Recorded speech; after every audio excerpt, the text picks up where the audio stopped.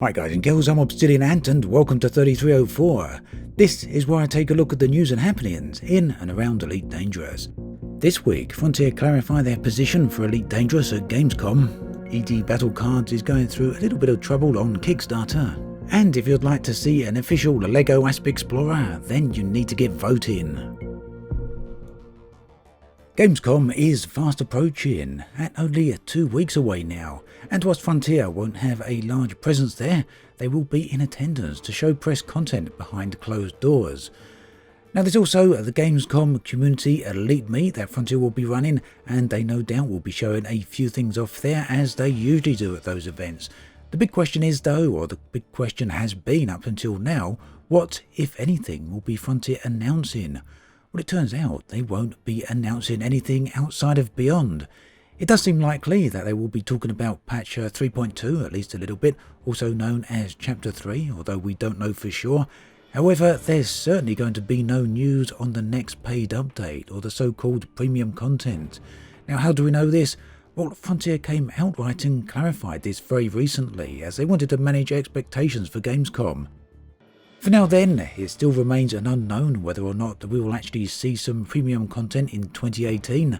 The last we heard about this was from a comment by Frontier in 2017, confirming that there will be something coming, paid content wise, during the Beyond season, but we are getting quite a way through the year now. So whilst we won't be hearing anything specifically for the long-term future of Elite Dangerous at Gamescom, if recent interviews are anything to go by, then there certainly is plenty in the pipeline.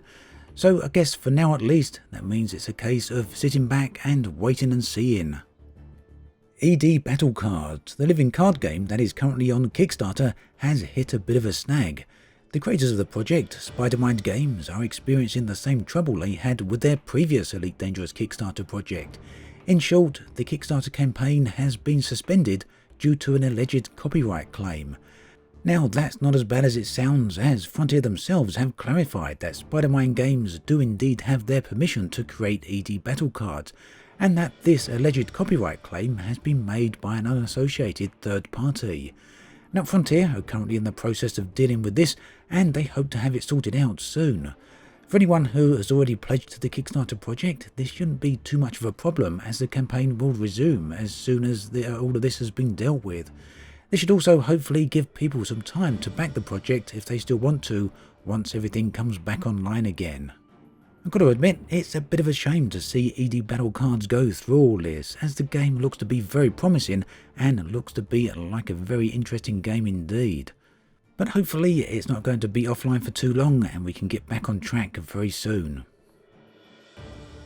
Now, if you love LEGO, then you really should check out this project on LEGO Ideas by the user Crash Helmets. Yes, it's a rather awesome looking Asp Explorer. Now, in case you're new to the concept of LEGO Ideas, essentially how it works is that someone creates a project and it then gathers votes. If the project reaches 10,000 votes, then it has a chance of going into limited production. Over the years, there's been a lot of well-known and some less well-known projects that have emerged from LEGO Ideas, and you can see a few of those on the screen right now. So the Asp Explorer is actually doing very well in terms of votes, but it still needs many more votes in order to reach 10,000. So maybe if just 30% or so of the people who watched this video went over and voted, then there's a very good chance that the project could hit 10,000 votes. So why not, let's give it a try. Even if you aren't a fan of LEGO, this would be an amazing project to get in production for a whole bunch of different reasons. Now you can find the relevant link in the video description below, go over and give it a look, and if you can, why not give it a vote. Now, just as a very quick heads up here, I will shortly be creating a post over on Patreon as well as the community section here on YouTube. No doubt people will have noticed the Q&A series I've been running for a while now, so if you'd like to get involved with that, then do check out the links below where you can find out all the information you need. Dr Kaii continues to work on his EDProfiler tool, bringing with it an ever-increasing number of improved features. Now I did mention this last week in the video, but well, there's something very interesting that's come along very recently, and this is an impressive tone mapping capability, and that'll allow you to change the colours, the contrast and brightness of Elite on the fly. However, that's perhaps a little bit of a simplistic example. To get more specific on things, tone mapping is very powerful. It allows you to get into some very specific colour changes. For example, have a look at some of these. You can make the night sky darker without darkening your ship, planets or stations. Basically, you can keep the bright bits bright and make the dark bits dark or light or whatever you want. You can make the black a little bit brighter for OLED screens, which is great for the Oculus Rift, and this will help get around some of the ghosting issues you may experience there. It's also a great tool to touch up for video making, and it's something I will probably use myself, as quite often some areas are just not quite right. And of course, you can have a lot of fun with it. There's a lot of very mess around type examples. You can have psychedelic colours.